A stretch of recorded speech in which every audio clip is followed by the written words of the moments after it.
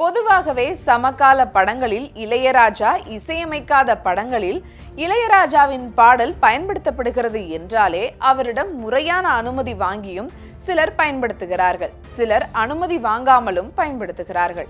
அண்மையில் கூட நடிகை வனிதா இயக்கி நடித்த படமான மிஸ்ஸஸ் அண்ட் மிஸ்டர் படத்துல இளையராஜாவின் பாடல் அவரது அனுமதி இல்லாமல் பயன்படுத்தப்பட்டது. இதனால் வனிதா மீது நீதிமன்றத்தில் வழக்கு தொடுத்தார்.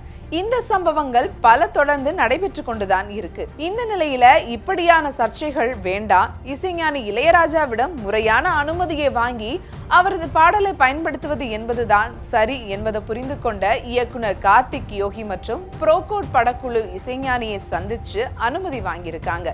இசைஞானி தனது பாடலை பயன்படுத்துவதற்கு பணம் கேட்பதில்லை, அனுமதி வாங்கிவிட்டு பயன்படுத்த சொல்கிறார் என்று இயக்குனர் கங்கை அமரன் சில மாதங்களுக்கு முன்னர் தெரிவிச்சிருந்தார் என்பது குறிப்பிடத்தக்கது. இது தொடர்பான புகைப்படம் இணையத்தில் வேகமாக பரவிட்டு வருது.